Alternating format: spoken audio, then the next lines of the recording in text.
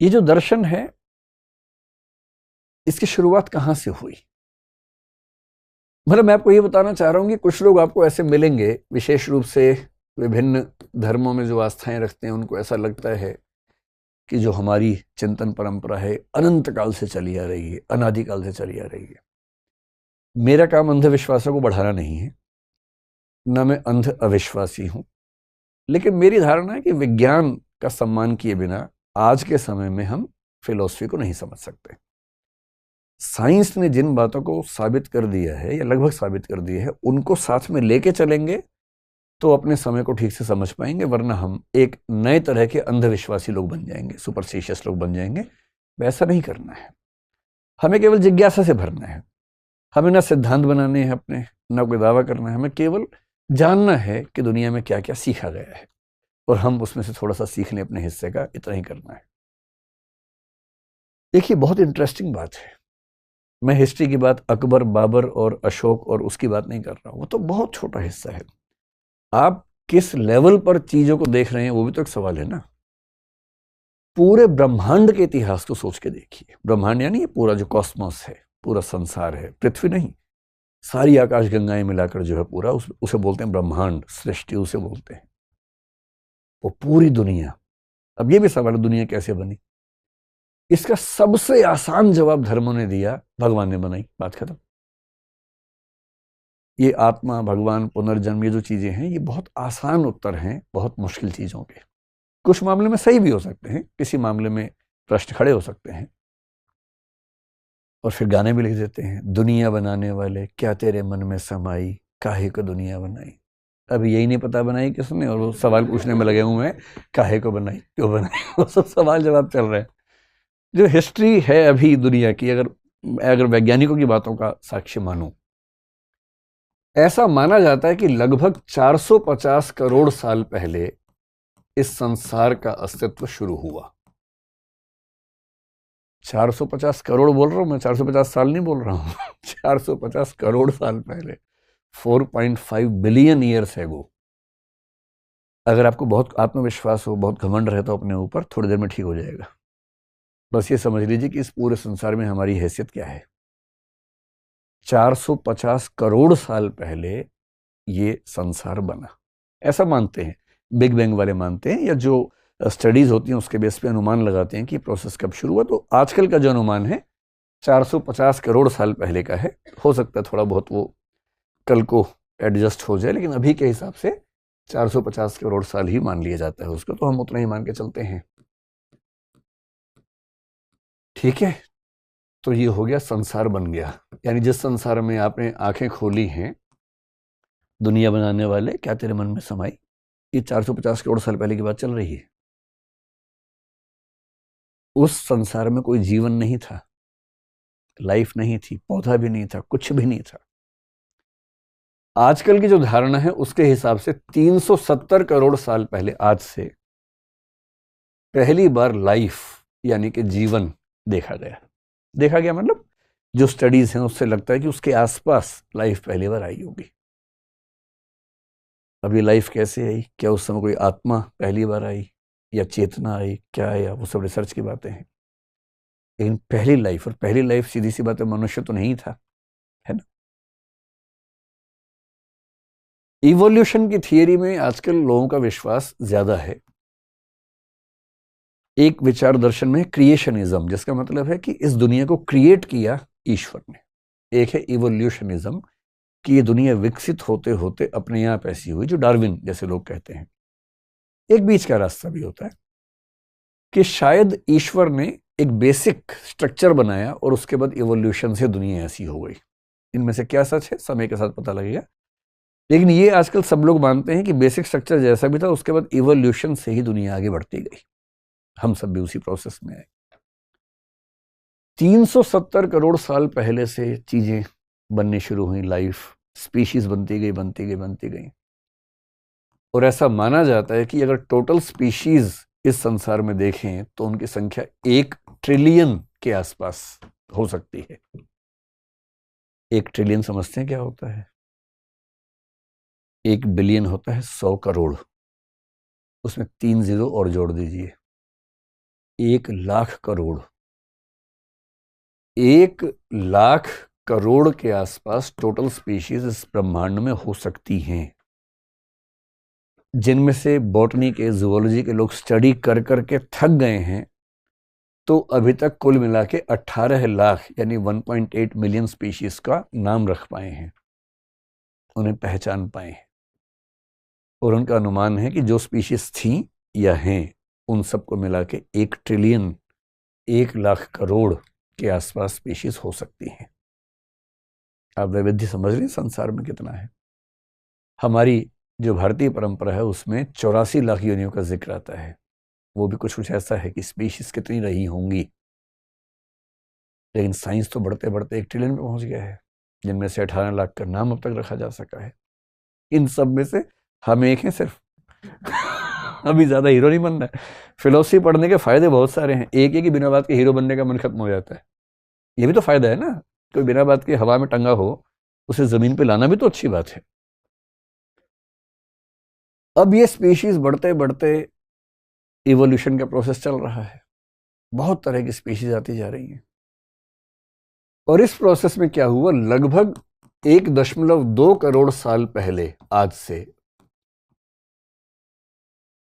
यानी कि आज से लगभग 1.2 करोड़ 1 करोड़ के बीच में लगभग मानते हैं, एक बड़ी भारी घटना घटी। उस समय एक स्पीशीज थी जिसका नाम हम बोलते हैं प्राइमेट्स। अगर आप साइंस के विद्यार्थी हैं या एंथ्रोपोलॉजी के हैं या हिस्ट्री के हैं तो आपने इसका नाम सुना होगा, प्राइमेट्स। हमारे पूर्वज हैं। कोई आपसे पूछे कि आपके पूर्वज कहाँ से आए थे, तो बोल रहा हमारे पूर्वज 370 करोड़ साल पहले। बंदर तो बहुत हाल का है भाई, बंदर तो चचेरा भाई हुआ। पूर्वज तो बहुत पुराने होते हैं भाई। 370 करोड़ साल से परंपरा चल रही है हमारी, उसी में तो हम विकसित हुए, कहाँ से विकसित होंगे। 1 करोड़ साल पहले आज से जो प्राइमेट्स थे, ये प्राइमेट्स 2 वर्गों में बटे ऐसा माना जाता है। ये 2 वर्ग कौन कौन से थे, ये सारा मैं क्यों बता रहा हूं, मैं आपको बताना चाह रहा हूं फिलोसफी कहां से पैदा हो रही है। अभी तो फिलोसफी कहां से आएगी, अभी तो इंसान ही नहीं आए, फिलोसफी कहां से आएगी। और मनुष्य सभ्यता के, अगर मैं मान लूं कि 1 करोड़ साल हो गए या कम से कम 25 लाख साल या 3 लाख साल तो मरी हालत में हो ही चुके हम लोगों को, और 3 लाख साल में पूरी फिलोसफी ले दे के 3,000 साल में है, 3-4 हजार साल में। हमारी मनुष्य सभ्यता के 3 लाख साल के शुरुआती 2,99,000 या कम से कम 94,000-95,000 साल तक ना फिलोसफी है ना साइंस है। क्यों नहीं है, ये पता रहेगा तो पैर टिके रहेंगे जमीन पर। प्राइमेट्स में से एक रास्ता वो हुआ जिस पर आगे चलकर जो ग्रेट एप्स हैं, और ग्रेट एप्स का मतलब है चिंपैंजी जैसे होता है, उस तरह के जो जीव है जो मनुष्य के काफी नजदीकी जीव माने जाते हैं, लेकिन पेड़ पे रहते हैं, 4 पैर पे चलते हैं, वो ग्रेट एप्स हैं जो प्राइमेट से एक तरफ निकल गए। गुरिल्ला का नाम सुना होगा आपने, ओरांगुटान का नाम सुना होगा। ये सब उस ग्रुप के लोग हैं। ये हमारे, समझ लीजिए कि फूफा मौसा टाइप समझ लीजिए, कुछ दूर के वो हैं। कभी जाए चिड़ियाघर तो उनको फूफा जी बोले प्रणाम करना है, ऐसे पत्थर नहीं मारना है, वो फूफा जी है दूर के रिश्ते में। जो दूसरी परंपरा थी, इस परंपरा में क्या हुआ कि ये जो स्पीशीज थी ये धीरे धीरे पेड़ों से उतरकर जमीन पे आ गई, 4 पैर से 2 पैर पे आ गई। इसको बाइपेडलिज्म बोलते हैं। 2 पैर वाले जीव पहली बार दुनिया में हुए, 2 पैर। मनुष्य के इतिहास का सबसे बड़ा टर्निंग पॉइंट है 2 हाथ का फ्री हो जाना। 4 से चल रहे थे, अब 2 फ्री हो गए, अब क्या करें। इन 2 हाथों ने पूरी कल्चर, पूरी इंडस्ट्री, पूरी सिविलाइजेशन खड़ी कर दी। ये 2 हाथ ना होते तो चल ही रहे होते इससे हम अभी भी। सबसे बड़ा टर्निंग पॉइंट है हमारा 4 से 2 पैर पे आ जाना। जब 2 पैर पे आ गए तो ये सीधे खड़े हुए, इनको दूर तक दिखने लगा, दूर तक घास दिखने लगी, दूर तक पेड़ दिखने लगे, कहाँ खा सकते हैं, डेवलप होने लगे। भागने में अच्छे नहीं थे, इनको हराना बहुत आसान था। जो बाकी स्पीशीज थी इनका शिकार आराम से करती थी, तो एक समय के बाद झुंड में भी रहने लगे। लेकिन सबसे जो बड़ी बात हुई, इनके ब्रेन का डेवलपमेंट होना शुरू हुआ, इनका ब्रेन का साइज बड़ा होने लगा। और ये होते होते आपने 2-3 नाम सुने होंगे। एक नाम सुना होगा ऑस्ट्रेलोपिथेकस, ये शब्द सुने कभी? करीब 30 लाख साल का दौर इसका चला, ऑस्ट्रेलोपिथेकस, जिसका बेसिक मतलब है साउथ का जो एक क्रीचर था। आपने निएंडरथल का एक नाम सुना होगा। निएंडरथल जो था वो पूरी हिस्ट्री में आज तक सबसे बड़े ब्रेन वाला स्पीशीज हुआ, बाद में खत्म हो गया, ऑस्ट्रेलोपिथेकस भी खत्म हो गया। और करते करते 25 लाख साल पहले आज से एक स्ट्रक्चर बना जिसको बोलते हैं होमो हैबिलिस। होमो शब्द सुनते ही समझ जाइए कि अपना नजदीक का रिश्तेदार है। ये हमारी स्पीशीज की शुरुआत होनी शुरू हो रही है यहां से। और इस 25 लाख के बाद भी इसके कई अंतरण होते होते आज से 3 लाख साल पहले वो आया जिसको बोलते हैं होमो सेपियंस, जो कि हम हैं। इस पूरे ब्रह्मांड के इतिहास में 370 करोड़ के जीवन के इतिहास में हमारा समय कुल मिला के 3 लाख साल का है होमो सेपियंस के तौर पर। और होमो सेपियंस होने के बाद जो हुआ वो कमाल हो गया। 1 लाख करोड़ स्पीशीज में से अचानक एक स्पीशीज ने पूरी दुनिया पे कब्जा कर लिया। संयोग से वो हम हैं। बाकी सबको जीना मुश्किल कर दिया, अलग बात है, लेकिन हमें तो सब कुछ हासिल हो गया। इंसान को सब हासिल होने लगा। और इस होमो सेपियंस के डेवलपमेंट में जो 3 लाख साल से शुरू हुआ, आज से 75,000 साल पहले एक बहुत बड़ी घटना घटी। अगर आपने एक किताब पढ़ी हो, अब मैं जो बात बोल रहा हूं उस किताब का जिक्र है, वो युवाल नोह हरारी का नाम सुना होगा आपने। सेपियंस नाम से किताब है ये, sapiens a brief history of man. उसने एक खास जिक्र किया, इस घटना का जिक्र उसने किया कि 75,000 साल पहले कॉग्निटिव रिवॉल्यूशन, यानी कि एक ज्ञानात्मक क्रांति इस होमो सेपियंस की दुनिया में हुई। ये जो लेखक हैं इजराइल के व्यक्ति हैं, बहुत गहरे चिंतक हैं, इस समय दुनिया में सबसे ज्यादा पढ़े जाने वाले व्यक्तियों में से एक हैं। आज से 75,000 साल पहले एक बौद्धिक या वैचारिक या ज्ञानात्मक क्रांति हुई, कॉग्निटिव रिवॉल्यूशन हुआ, यानी इस होमो सेपियंस की दिमागी क्षमताएं अचानक बढ़ने लगी। मतलब बड़ी बहुत प्रोसेस में, लेकिन इस समय आगे दिखने लगी। कई क्षमताएं बढ़ी, लेकिन जिस क्षमता पर इन्होंने बहुत ज्यादा जोर दिया है वो है इमेजिन करने की क्षमता, इमेजिनेशन, कल्पना करने की क्षमता। पहली बार किसी स्पीशीज ने कल्पनाएं करनी शुरू की। बिल्लियां कल्पनाएं नहीं कर पाती हैं, चूहे, गधे, घोड़े कल्पना नहीं कर पाते हैं, हम कर पाते हैं। हम कुछ भी कल्पना कर सकते हैं। हम परलोक की कल्पना कर सकते हैं, हम ईश्वर की कर सकते हैं, आत्मा की कर सकते हैं, पुनर्जन्म की कर सकते हैं, स्वर्ग की कर सकते हैं, नरक की कर सकते हैं, भूत प्रेत की कल्पनाएं कर सकते हैं, क्योंकि हमारे पास कल्पना करने की क्षमता है। जिनके पास क्षमता नहीं है वो नहीं कर पाते, सिंपल सी बात है। हमारे अंदर इंटेलिजेंस का विकास हुआ। इंटेलिजेंस का विकास इसमें अचानक नहीं हुआ, एक प्रोसेस में चल रहा है लगातार।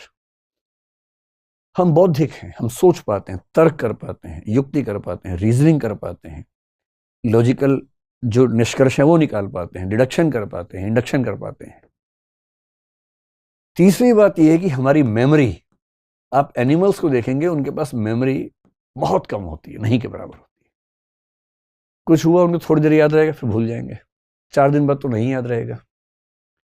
और यदि आप उनसे 3 साल बाद कहेंगे पिछले अपने जीवन की 3 बड़ी घटनाएं बताओ, वो भी सीक्वेंस में, याद ही नहीं आएगा। याद आएगा तो सीक्वेंस में याद नहीं आएगा। हमारी मेमोरी में सीक्वेंस भी बना रहता है, लिंकेजेस बनी रहती हैं। और क्योंकि हमारे पास ऐसी मेमोरी है, हमारे पास ऐसी चिंतन क्षमता है, हमारे पास ऐसी इमेजिनेशन की क्षमता है, क्रिएटिविटी की क्षमता है, और इन सारी चीजों ने मिलाकर हमें एक ऐसी स्थिति मिला दिया कि इससे हमने सबसे पहले बनाई लैंग्वेज। किसी भी दूसरी स्पीशीज के पास उतनी उन्नत भाषा नहीं जितनी हमारे पास है। हम कितना कुछ शेयर कर लेते हैं क्योंकि भाषा है, और भाषा है तो सोच भी ज्यादा पाते हैं, क्योंकि जब हम भाषा सीखते हैं तो उसी के साथ सोचते भी हैं साथ साथ। एनिमल्स के पास, बर्ड्स के पास भाषा है, पर वो बहुत बेसिक भाषा है जो केवल ये बता पाती है अपनी माँ को कि मुझे भूख लगी है, मुझे गुस्सा आ रहा है। जो 8-10 बेसिक इमोशंस हैं उनको एक्सप्रेस करना उनके बस की बात है, लेकिन कॉम्प्लेक्स आइडियाज को एक्सप्रेस करना उनके बस की बात नहीं है। पर हमारे बस की बात है, भाषा हमारे पास है। और इस भाषा ने इतना कमाल किया, और जो कॉग्निटिव रिवॉल्यूशन हुआ इसकी वजह क्या है? हमारे दिमाग का आकार बढ़ा। मैं भी उस पर आता हूँ, अगर कैसे बढ़ा, या पहले इसी को थोड़ा समझते हैं फिर वापस इस पे आएंगे। कुछ लोग मानते हैं कि जो हमारा ब्रेन का साइज है वो बहुत क्रूशियल साबित हुआ। बहुत सिंपल सा एग्जांपल समझ लीजिए। ब्रेन का साइज कैसे नापते हैं? तो ब्रेन वॉल्यूम नापते हैं। जैसे जो खोपड़ी है, उस खोपड़ी में कितनी रेत भरी जा सकती है, उससे तय होता है कितना वॉल्यूम है। इसको सेफेलिक इंडेक्स कुछ लोग बोल देते हैं। तो जो होमो हेबिलिस था 25 लाख साल पहले, उसके दिमाग में लगभग 500 से 700 क्यूबिक सेंटीमीटर का स्पेस था। इतनी सी खोपड़ी समझ लीजिए, एक हाथ के बराबर की। 500 से 700 क्यूबिक सेंटीमीटर का स्पेस है। ये होमो हेबिलिस है, जो हमारी परिवार का सबसे पुराना सदस्य माना जा सकता है। और आज के जो होमो सेपियंस हैं उनका कितना है? तो इसमें पुरुषों का महिलाओं से थोड़ा सा ज्यादा है। पुरुष लोग बहुत हीरो बनते हैं इस बेसिस पे, लेकिन इसमें ज्यादा लोड लेने की जरूरत नहीं। पर हाँ, सच है कि ऐसा है। 1260 क्यूबिक सेंटीमीटर आज के सामान्य मनुष्य का ब्रेन का साइज है, और होमो हेबिलिस का करीब 600 के आसपास था। डबल से ज्यादा हो गया। जो औसत रूप से स्त्रियों का है वो करीब 1170 के आसपास है। इसके आसपास से थोड़ा कम ज्यादा होगा, लेकिन लगभग इसकी रेंज में है। कुछ लोग कहते हैं कि ये तो बड़ी कमाल की बात हो गई, लेकिन हाथी का तो मनुष्य से 4 गुना ज्यादा होता है। तो हाथी के पास भाषा क्यों नहीं है? हाथी फिलोसफी क्यों नहीं करता? कोई फिलोसफर हाथी आपको दिख जाए ऐसा? बात तो सही है। हाथी का जो सेफेलिक इंडेक्स है, या हाथी की जो ब्रेन कैपेसिटी है, वो मनुष्य से कम 4 गुना ज्यादा है। और मनुष्य ही नहीं, वो डॉल्फिन वॉल्फिन कईयों के ज्यादा हमसे है। तो ये वैज्ञानिक फिर परेशान हो गए, फिर इन सबको क्यों नहीं फिलोसफी डेवलपमेंट हुई, साइंस क्यों नहीं डेवलप हुआ? अंत में करते करते एक फार्मूला निकल गया है। फार्मूला ये बताता है कि बॉडी के स्ट्रक्चर के अनुपात में जो ब्रेन का साइज है, उस मामले में इंसान सबसे आगे है। और शायद इसलिए इंसान की जो क्षमताएं हैं, वैसी क्षमताएं आसपास भी किसी स्पीशीज में नहीं है। हालांकि डॉल्फिन्स में थोड़ी बहुत इंटेलिजेंस है, तोते में मेमोरी ठीक ठाक मिलती है, कुछ स्पीशीज में कुछ कुछ मिलता है, पर उतना नहीं जितना हमारे पास है। हाँ, इलॉन मस्क का बस चला तो आज से 15, 20, 25 साल बाद ये बातें पुरानी हो जाएंगी, क्योंकि उसकी लेबोरेटरी में कुछ बंदर आजकल वीडियो गेम खेल रहे हैं। क्योंकि उसने एक चिप बना दी है, न्यूरालिंक एक कंपनी है, एक चिप बना के उनके दिमाग में फिट कर दी है, और वो 6ठी 7वीं क्लास के मैथमेटिक्स के स्टूडेंट की हैसियत से वीडियो गेम खेलने लग गए हैं। हो सकता है कि आज से 100-200 साल के बाद जो कुत्ते बिल्ली बंदर आपके आसपास हों, उनके दिमाग में चिप लगाएं, वो फिलोसफर हो जाएं वो भी। अभी अभी फिलहाल तो ऐसा नहीं है। एक दिन कभी न्यूरालिंक के बारे में बड़ा इंटरेस्टिंग टॉपिक है, बात करेंगे कि ब्रेन के स्तर पे क्या छेड़खानी इस समय कई कंपनियां कर रही हैं। न्यूरालिंक उनमें से एक बड़ी शानदार कंपनी है। एक साइबोर्ग कंसेप्ट आता है, साइबरनेटिक ऑर्गेनिज्म, वो बहुत जल्दी रियलिटी बनने वाला है हमारे सामने। बहरहाल, अब इसमें क्या हुआ कि ब्रेन तो बड़ा हुआ, लेकिन ब्रेन में जो सबसे महत्वपूर्ण बात है, मैंने एक जो वीडियो बनाया था कुछ दिन पहले नार्को वगैरह के बारे में, उसमें एक कंसेप्ट का जिक्र किया था, प्री फ्रंटल कॉर्टेक्स। ये हमारे दिमाग का आगे का हिस्सा है, बड़ा हिस्सा है। जितने भी कॉम्प्लेक्स आइडियाज हैं वो सारे यहीं जनरेट होते हैं, और जितने भी अपराध हैं वो भी यहीं जनरेट होते हैं। इसलिए अपराधी व्यक्ति हो, कोई बहुत सिजोफ्रेनिक किस्म का हो, बहुत टेंशन में रहता हो, एंग्शियस रहता हो, इन सब का ये वाला हिस्सा काफ़ी एक्टिव होता है। और क्रिएटिव लोगों का, साइंटिस्ट लोगों का भी एक्टिव होता है। तो अपराधियों को ठीक करने के लिए एक थेरेपी निकाली गई थी कि उनका वो हिस्सा बाकी हिस्सों से तार काट देते हैं बीच में। इसको बोलते हैं लोबोटॉमी, मैंने जिक्र किया था पिछले वीडियो में। पर मनुष्य जो बहुत बौद्धिक बना, उसकी बड़ी वजह है कि एक तो दिमाग बड़ा हुआ, और प्री फ्रंटल कॉर्टेक्स हमारा मेनली बड़ा हुआ, और हम कॉम्प्लेक्स चीजों पर सोचने की क्षमताओं से युक्त हो गए, जो बाकी स्पीशीज के लोग नहीं सोच सकते।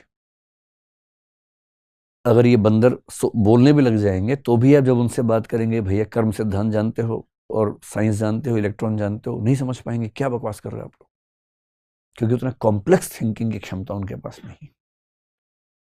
तो ये सारा खेल कितने साल का है? लगभग पिछले 70,000 साल का, जब ये क्रांति हुई। 70,000 साल पहले, 75 नहीं, 70,000 साल पहले। अब देखिए मनुष्य के पास क्या है? भाषा है, इमेजिनेशन, इंटेलिजेंस, ये सब हो गया है। ये सब हो गया तो उसने क्या बना दिया? उसने सोसाइटी बना दी, उसने फैमिली बना दी। कभी आपने किसी स्पीशीज में फैमिली देखी है? मतलब वो बंदर बंदरिया की शादी मदारी करवाता, उसको छोड़ दीजिए, वरना कभी आपने देखा होगा एक बंदर फैमिली जा रही है, बड़ा बंदर, उसकी पत्नी, 3 बच्चे पीछे पीछे जा रहे हैं, ऐसा कभी नहीं देखा होगा ना। माँ और बच्चे देखे होंगे, क्योंकि माँ और बच्चे नेचुरल फैमिली है।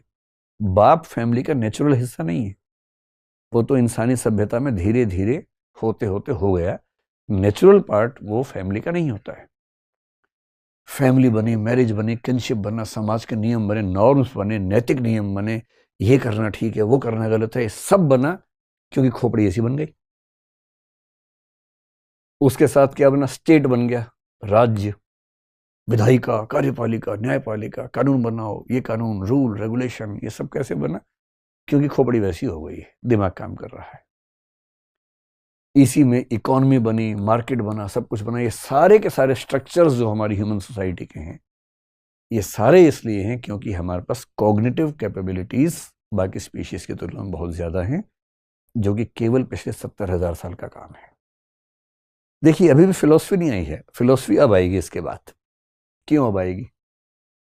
क्योंकि फिलोसफी के लिए चाहिए पेट भरा और फुर्सत का होना, दोनों चीजें चाहिए। अभी तक क्या है? अभी तक फुर्सत नहीं आई है। ये भी सारा इसी का खेल है। वरना कहाँ इतना, किसी मच्छर से बोलिए बना के देखो, तू कैसे कैसे बनाएगा? इतना टेक्निकल दिमाग कहाँ से लेके आएगा? वो तो हमारे पास है ना। 10,000 साल पहले आखिरी बड़ी घटना घटी, जिसको बोलते हैं नियोलिथिक रिवॉल्यूशन।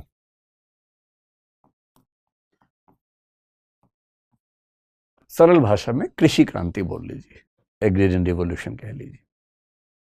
10,000 साल पहले इंसान को पहली बार यह समझ में आई कि खेती कैसे की जा सकती है। उसके पहले खेती नहीं आती थी। पेड़ पौधे थे, फल फूल होते थे, खाते थे उनको, पर खेती खुद करना नहीं आता था। सोच लीजिए कैसा जीवन रहा होगा उनका। पेट भरने के लिए क्या करेंगे? 2 ही तरीके हैं, या तो किसी को मार के खाएंगे, जिसको हम आखेटक समाज बोलते हैं, हंटिंग सोसाइटी बोलते हैं, या इकट्ठा करेंगे, गैदरिंग सोसाइटी बोलेंगे कि भाई वहां बहुत सारे पेड़ हैं, वहां से फल तोड़ के ले आओ, सब्जियां तोड़ के ले आओ, खा लो, यही सब कर सकते हैं। एक पूरा क्लैन है, कुनबा है, ट्राइब है, एक कबीला है, एक जगह गया, वहां के पेड़ पौधे खत्म हो गए, अब क्या करेंगे? जाना पड़ेगा। उन्हें हम क्या बोलते हैं? घुमंतु जनजातियां, खाना बदोश जनजातियां, जो नोमैडिक ट्राइब्स होती हैं, ये बोलते हैं। तो ये तो हमारा इतिहास है, सबका इतिहास है, क्या कर सकते हैं। नियोलिथिक रिवॉल्यूशन ने पहली बार कमाल क्या किया कि हमें खेती करना समझ में आ गया। और जब पहली बार खेती करना समझ में आ गया तो ये क्लियर हुआ कि अब हमें कहीं जाने की जरूरत ही नहीं है, ना मारने की जरूरत है। वेजिटेरियनिज्म एक विचार के तौर पर पहली बार वहां से डेवलप होगा। उसके पहले कैसे डेवलप होगा? कि हम बिना हिंसा किए और बिना भटके जिंदा रह सकते हैं। और जब खेती होनी शुरू हुई तो पहली बार इंसान का समाज एक स्थान पर टिकना शुरू हुआ। पहली बार सरप्लस प्रोडक्शन होना शुरू हुआ कि जरूरत है 100 किलो अनाज की, हो गया 120 किलो। जब पहली बार सरप्लस प्रोडक्शन होने लगा तो यह हुआ कि कुछ व्यक्ति काम कम भी करेंगे तो भी काम चल जाएगा। और तब समाज के समझदार व्यक्तियों से यह अपेक्षा की गई कि आप सोचिए, नए स्ट्रक्चर्स पर सोचिए, क्या होना चाहिए, कैसे करना चाहिए। और जब पहली बार पेट भरा और पहली बार फुर्सत मिली तो उससे क्या विकसित हुआ? उससे विकसित होने लगा दर्शन। क्यों ऐसा है?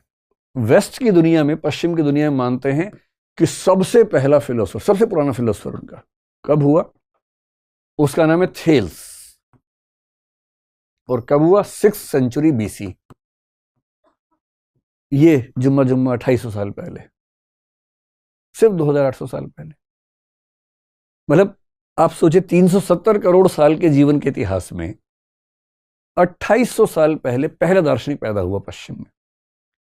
भारत का दर्शन उनसे बहुत प्राचीन है, और भारत में तो 6th सेंचुरी BC में तो बुद्ध और महावीर अपना दर्शन दे रहे हैं, और वो किसके खिलाफ दे रहे हैं? वैदिक औपनिषदिक दर्शन के विरुद्ध हैं, विरुद्ध या कम से कम उससे संशोधन करना चाह रहे हैं। इस समय से कम 1000 साल पहले हमारे पास वेद और उपनिषद का दर्शन विकसित रूप में आ चुका है। लेकिन आप 1000 साल और पीछे कर लेंगे, 1500, 1600 BC, 2000 BC मान लेंगे, जो आजकल के रिसर्चेस आमतौर पर इंडिकेट कर रही हैं, तो भी तो दर्शन का कुल इतिहास हमारा 4000 साल पुराना हुआ। और ये इसीलिए है कि 10,000 साल पहले पहली बार वो परिस्थितियां बनी कि हमारी क्षमताएं भी थी, स्थितियां भी बनी, चिंतन हल्का हल्का शुरू हुआ, और आगे चलकर व्यवस्थित होकर दर्शन या फिलॉसफी के रूप में डेवलप हुआ। साइंस भी आई। भारतीय परंपरा में हम देखते हैं कि साइंस भी वहां दिखती है, ग्रीक परंपरा में भी बाद में दिखने लगी। दुनिया में 2 स्थान दर्शन और विज्ञान के विकास में सबसे ज्यादा सफल साबित हुए शुरुआत के समय में, एक भारत, एक यूनान।